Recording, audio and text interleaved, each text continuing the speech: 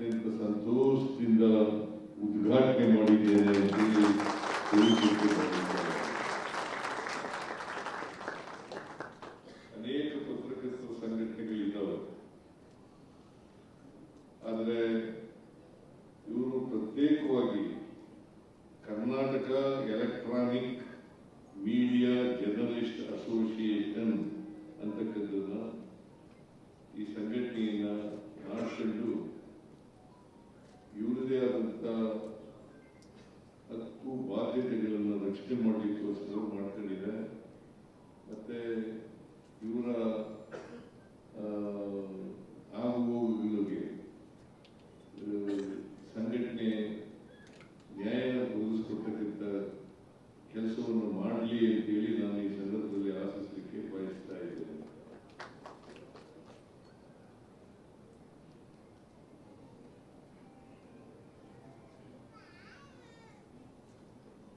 ಬಾಬಾ ಸಾಹೇಬ್ ಅಂಬೇಡ್ಕರ್ ಅವರು ಒಂದು ಮಾತನ್ನ ಹೇಳಿದ್ದಾರೆ, ನಮ್ಮ ಸಮಾಜದಲ್ಲಿ ಶಿಕ್ಷಣ ಆಗಬೇಕು, ಸಂಘಟನೆ ಆಗಬೇಕು, ಹೋರಾಟ ಆಗಬೇಕು ಅಂತ ಹೇಳ್ತಾರೆ. ಅಂದ್ರೆ ಯಾವುದೇ ವರ್ಗದ ಜನ, ಯಾವುದೇ ಜಾತಿಯ ಜನ ಶಿಕ್ಷಣ ಮಾಡ್ಕೋಬೇಕು, ಸಂಘಟನೆ ಮಾಡ್ಕೋಬೇಕು, ಆಮೇಲೆ ಹೋರಾಟವನ್ನು ಮಾಡಬೇಕು.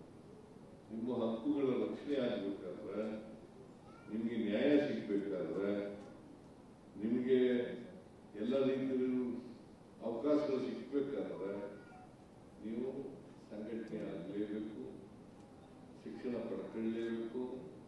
ಅದಕ್ಕೆ ನ್ಯಾಯಯುತವಾದಂಥ ಹಕ್ಕುಗಳಿಗೆ ಹೋರಾಟವನ್ನು ಮಾಡತಕ್ಕಂಥ ಕೆಲಸವನ್ನು ಮಾಡಬೇಕು. ಆ ರೀತಿಯಾಗಿ ನೀವೆಲ್ಲರೂ ಕೂಡ ಶಿಕ್ಷಿತರು, ಜರ್ನಲಿಸ್ಟ್ಗಳೆಲ್ಲ ಶಿಕ್ಷಿತರು, ನೀವೆಲ್ಲರೂ ಸೇರಿ ಸಂಘಟನೆ ಆಗ್ತಾ ಇರ್ತಕ್ಕಂಥದ್ದು ಬಹಳ ಸಂತೋಷದ ವಿಚಾರ. ನಿಮ್ಮ ಹಕ್ಕುಗಳ ಪ್ರತಿಪಾದನೆ ಮಾಡಲಿಕ್ಕೋಸ್ಕರ ಇಂಥ ಸಂಘಟನೆಗಳು ಅಗತ್ಯ ಅಂತ ಹೇಳಿ ನಾನು ಭಾವಿಸ್ಕೊಂಡಿದ್ದೇನೆ. ನಿಮ್ಮ ಹಕ್ಕುಗಳ ರಕ್ಷಣೆಯನ್ನು ಮಾಡ್ತಿರ್ತಕ್ಕಂಥ ಕೆಲಸವನ್ನ ಈ ಸಂಘಟನೆ ಮಾಡಲಿ ಅಂತಕ್ಕಂಥ ಮಾತುಗಳನ್ನು ಹೇಳಲಿಕ್ಕೆ ಬಯಸ್ತಾ ಇದ್ದೇನೆ. ನಾನು ಹೆಚ್ಚು ಮಾತನಾಡ್ಲಿಕ್ಕೆ ಹೋಗಲ್ಲ, ನಾನು ಬೆಂಗಳೂರಿಗೆ ಹೋಗಬೇಕಾಗಿದೆ. ಆದರೆ ಮೂಲ್ವಿಯವರ ಕೆಲವು ಬೇಡಿಕೆಗಳನ್ನ ಇಟ್ಟಿದ್ದಾರೆ. ಆ ಬೇಡಿಕೆಗಳೇನಪ್ಪ ಅಂತಂದ್ರೆ, ಪತ್ರಿಕಾ ಟಿವಿ ಆರಂಭಿಸಲಿಕ್ಕೆ, ಪತ್ರಿಕೆ ಮಾಡಲಿಕ್ಕೆ, ಟಿವಿ ಆರಂಭಿಸಲಿಕ್ಕೆ ಲೈಸೆನ್ಸ್ ಬೇಕಾಗ್ತದೆ. ಆದರೆ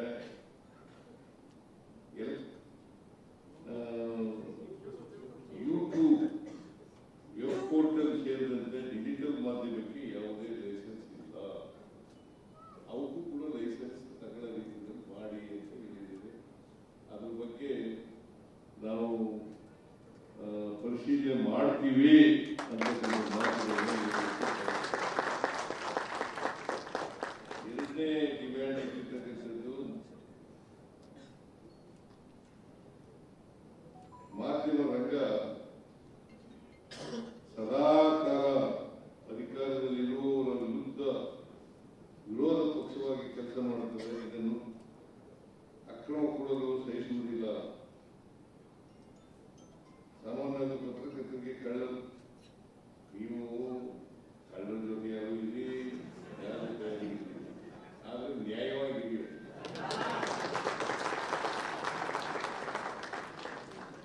ವಸ್ತುಸ್ಥಿತಿಯನ್ನು ಆಧಾರವಾಗಿ ಇಟ್ಟುಕೊಂಡು ನೀವು ಜರ್ನಲಿಸಂ ಕೆಲಸ ಮಾಡಿ, ಸತ್ಯ ಹೇಳ್ತಕ್ಕಂಥ ಪ್ರಯತ್ನವನ್ನು ಮಾಡಿ. ಯಾಕೆಂತಂದ್ರೆ ಜನ ನಿಮ್ಮ ಮೇಲೆ ಬಹಳ ಭರವಸೆಯನ್ನ ಇಟ್ಕೊಂಡಿದ್ದಾರೆ. ಪತ್ರಕರ್ತರ ಮೇಲೆ, ಎಲೆಕ್ಟ್ರಾನಿಕ್ ಮೀಡಿಯಾ ಜರ್ನಲಿಸ್ಟ್ಗಳ ಮೇಲೆ ಬಹಳ ಭರವಸೆಯನ್ನ ಇಟ್ಕೊಂಡಿದ್ದಾರೆ. ಆ ಭರವಸೆ ಯಾವ ಕಾರಣಕ್ಕೂ ಕೂಡ ಸುಳ್ಳಾದ ರೀತಿಯಲ್ಲಿ ನೋಡ್ಕೊಳ್ತಕ್ಕಂಥ ಕೆಲಸ ಬಹಳ ಜರ್ನಲಿಸ್ಟ್ಗಳು ಏನ್ ಮಾಡ್ತಾರೆ, ಪಾಪ ಕಷ್ಟಪಡ್ತೀನಿ ನಿಜ, ನೀವು ಮಾಡ್ತಕ್ಕಂಥ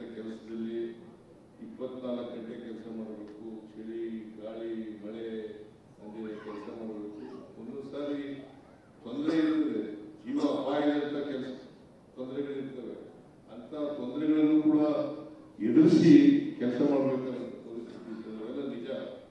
ಆದರೆ ನೀವು ಮಾಡುವಾಗ ಯಾವುದೇ ವಿಚಾರನ ಯಾರ ಮೇಲೆ ಮಾಡಲಿ, ಒಂದು ಸರ್ಕಾರದ ಮೇಲೆ ಮಾಡಲಿ ಅಥವಾ ವ್ಯಕ್ತಿ ಮೇಲೆ ಮಾಡಲಿ, ಮಾಡುವಾಗ ನೈಜವಾದಂಥ ವಿಚಾರವನ್ನು ಜನರಿಗೆ ತಿಳಿಸ್ತಕ್ಕಂಥ ಕೆಲಸವನ್ನು ಮಾಡಿ. ಸುಳ್ಳು ಪ್ರಚಾರ ಮಾಡಬಹುದು ಅಥವಾ ಗಾಳಿ ಸುದ್ದಿ, ಊಹಾ ಪಾಲಿಟಿಕ್ಸ್, ಆಮೇಲೆ ಜರ್ನಲಿಸಂ, ಊಹಾ ಜರ್ನಲಿಸಂ ಅಂತ ಈಗ ಇದಾಗುತ್ತದೆ. ಈ ಊಹೆ ಮಾಡ್ಬಿಟ್ಟು ಮಾಡಕ್ ಹೋಗ್ಬಿಡಿ. ಆಮೇಲೆ ಯಾರೋ ಹೇಳ್ತಾರೆ ಅಂತೇಳಿ ಮಾಡಕ್ ಹೋಗ್ಬಿಡಿ. ಅದನ್ನು ವೆರಿಫೈ ಮಾಡಿ, ಅದು ಸತ್ಯ ಇದೆಯಾ ಸುಳ್ಳಿದೆಯಾ ಅಂತಕ್ಕಂಥದ್ದು ವೆರಿಫೈ ಮಾಡಿ. ನಾನು ಇಷ್ಟು ವರ್ಷ ಇದೆಯಲ್ಲ ರಾಜಕಾರಣದಲ್ಲಿ, 78ರಲ್ಲಿ ತಾಲೂಕು ಬೋರ್ಡ್ ಮೆಂಬರ್ ಆದ 1978. ಇಷ್ಟು ವರ್ಷದಿಂದ ಇದ್ದೇನೆ. 83ರಲ್ಲಿ MLA ಆದೆ, 84ರಲ್ಲಿ ಮಂತ್ರಿ ಆದೆ, 2 ಸಾರಿ ಮುಖ್ಯಮಂತ್ರಿ ಆಗಿದ್ದೀನಿ, 9 ಚುನಾವಣೆಗಳು ಗೆದ್ದಿದ್ದೀನಿ, 4 ಚುನಾವಣೆಗಳು ಸೋತಿದ್ದೀನಿ, 2 ಅಸೆಂಬ್ಲಿ, 1 ಪಾರ್ಲಿಮೆಂಟ್ ಸೋತೆ, 4 ಚುನಾವಣೆಗಳು. ಒಮ್ಮೆಲೂ ಕೂಡ ಯಾವ ಜರ್ನಲಿಸ್ಟ್ಗಳಿಗೂ ಕೂಡ ನಮ್ಮ ಬಗ್ಗೆ, ನನ್ನ ಬಗ್ಗೆ ಅಥವಾ ನಮ್ಮ ಪಕ್ಷದ ಬಗ್ಗೆ, ನಮ್ಮ ಸರ್ಕಾರದ ಬಗ್ಗೆ ಹೀಗೆ ಬರೀರಿ ಅಂತ ಯಾವತ್ತೂ ಹೇಳಿಲ್ಲ. ಒಂದು ವೇಳೆ ನನ್ನ ಮೇಲೆ ಟೀಕೆ ಮಾಡೋದು ಕೂಡ, ನಮ್ಮ ಸರ್ಕಾರದ ಮೇಲೆ ಟೀಕೆ ಮಾಡೋದು ಕೂಡ ಯಾಕೆ ಹಿಂಗೆ ಬರೆದಿದ್ದೀರಿ ಅಂತ ಕೇಳಿಲ್ಲ, ಕೇಳೋದು ಇಲ್ಲ.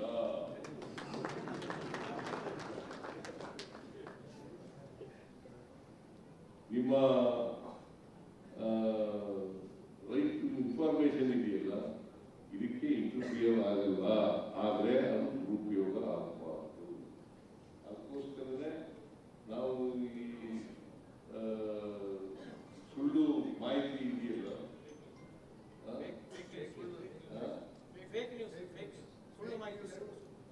ಸುಳ್ಳು ಸುದ್ದಿ, ಇದಕ್ಕೆ ಇತ್ತೀಚಿನ ದಿನಗಳಲ್ಲಿ ಜಾಸ್ತಿ ಆಗ್ತಾ ಇದೆ.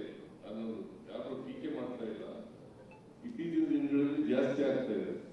ಅದಕ್ಕೋಸ್ಕರ ಈ ಸುಳ್ಳು ಸುದ್ದಿ ಹರಡದೇ ರೀತಿಯಲ್ಲಿ ಇರ್ಲಿಕ್ಕೋಸ್ಕರವಾಗಿ ಒಂದು ಕಾನೂನು ಮಾಡೋಣ ಅಂತೇಳಿ ವಿಚಾರ ಮಾಡ್ತಾ ಇದ್ದೀವಿ. ಅಟ್ ದಿ ಸೇಮ್ ಟೈಮ್ ನಾವು ಜರ್ನಲಿಸ್ಟ್ಗಳಿಗೆ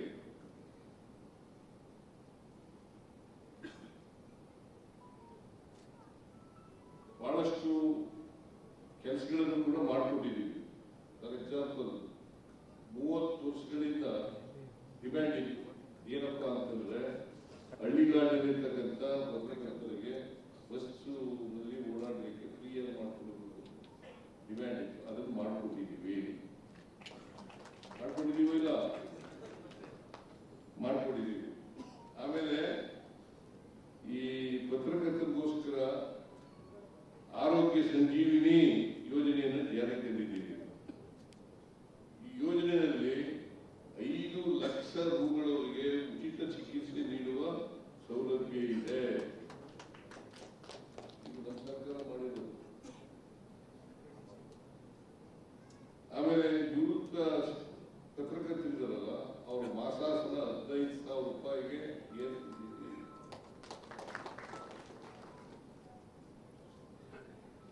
ಮತ್ತೆ ಮಾಧ್ಯಮ ಅಕಾಡೆಮಿಗೆ ಇದೇ ಮೊದಲನೇ ಬಾರಿ ಟಿವಿನಲ್ಲಿರ್ತಕ್ಕಂಥ ಕೆಲಸ ಮಾಡ್ತಕ್ಕಂಥವ್ರನ್ನ ಅಧ್ಯಕ್ಷರನ್ನಾಗಿ ಮಾಡಿದ್ದೇವೆ. ಈ ಚಪ್ಪಳೆ ತಟ್ಟದೇ ಇರೋದು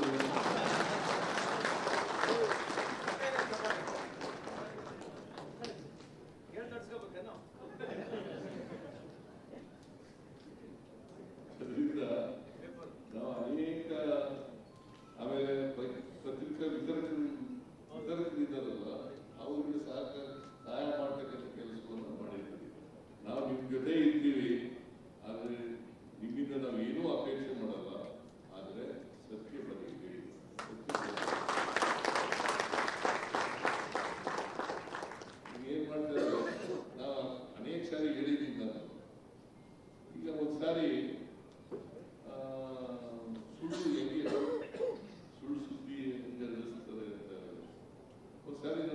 ಆಮೇಲೆ ಕಾಗೆ ಕೂತು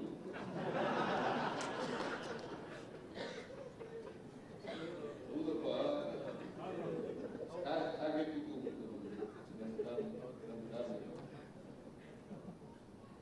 ಇಬ್ರು ನನ್ನ ಟಿವಿನಲ್ಲಿ ಚಾನೆಲ್ ಅಲ್ಲಿ ಚರ್ಚೆ ಸಿದ್ದರಾಮಯ್ಯ ಕಾರ್ ಮೇಲೆ ಕಾಗೆ ಕೂತು ಅದು ಅನಿಷ್ಟ ಒಬ್ಬ ಏನ್ ಹೇಳೋದು ಅಂತಂದ್ರೆ ನಾನು ಆಗ ಇನ್ನೂ ಜನವರಿ ತಿಂಗಳೇನೆ ಇರಬೇಕು ಅಂತ ಅನಿಸುತ್ತೆ, ಬಜೆಟ್ ಮಂಡಿಸ್ಬೇಕಾಗಿತ್ತು. ಈ ಅನಿಷ್ಟ ಕಾಗೆ ಕೂತ್ಕೊಂಡಿರೋದ್ರಿಂದ ಬಜೆಟ್ ಮುಂಚಿತವಾಗಿಯೇ ಬಜೆಟ್ ಮಂಡಿಸೋಕ್ಕಿಂತ ಮುಂಚಿತವಾಗಿಯೇ ಮುಖ್ಯಮಂತ್ರಿ ಸ್ಥಾನ ಹೊರಟೋಗ್ತದೆ.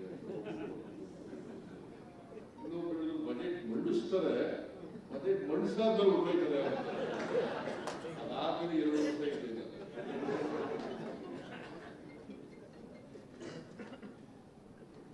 ಅದಾದ್ಮೇಲೆ 2 ವರ್ಷ ಇದೆ. ಆಮೇಲೆ 2ನೇ ಸಾರಿ ಮುಖ್ಯಮಂತ್ರಿ ಆಗಿತ್ತು. ಹಿಂಗೆಲ್ಲ ಬರೀಬೋದ ಹೇಳಿ ನೋಡೋಣ, ಹಿಂಗೆಲ್ಲ ಹೇಳ್ಬೋದ, ಟಿವಿನಲ್ಲಿ ಚರ್ಚೆ ಮಾಡೋದ, ಇವೆಲ್ಲ ಮಾಡಬೇಡಿ ಅಷ್ಟೇ. ನಿಮ್ಮ ನ್ಯಾಯಯುತವಾದಂಥ ಬೇಡಿಕೆಗಳಿಗೆ ಯಾವಾಗಲೂ ಕೂಡ ಸರ್ಕಾರ ನಾವು ಸಹಾಯ ಮಾಡಲಿಕ್ಕೆ ಬದ್ಧರಾಗಿದ್ದೇವೆ ಅಂತಕ್ಕಂಥ ಮಾತುಗಳನ್ನು ಹೇಳಿ ಈ ರೈಟ್ ಟು ಇನ್ಫಾರ್ಮೇಶನ್ ಇದೆಯಲ್ಲ, ಇದಕ್ಕೆ ನಾವು ಯಾವತ್ತೂ ವಿರೋಧ ಇಲ್ಲ.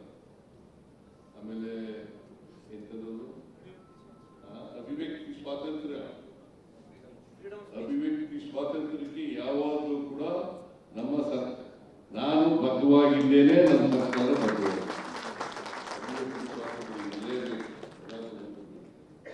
ಈ ಅಭಿವ್ಯಕ್ತಿ ಸ್ವಾತಂತ್ರ್ಯ ಮೊಟಕು ಮಾಡ್ತಕ್ಕಂಥ ಕೆಲಸವನ್ನ ಎಂದೂ ಮಾಡಲ್ಲ, ಇಲ್ಲಿವರೆಗೂ ಮಾಡಿಲ್ಲ, ಮುಂದೇನೂ ಕೂಡ ಮಾಡಲ್ಲ ಅಂತಕ್ಕಂಥ ಮಾತುಗಳನ್ನು ಹೇಳಿ ಅತ್ಯಂತ ಸಂತೋಷದಿಂದ ಈ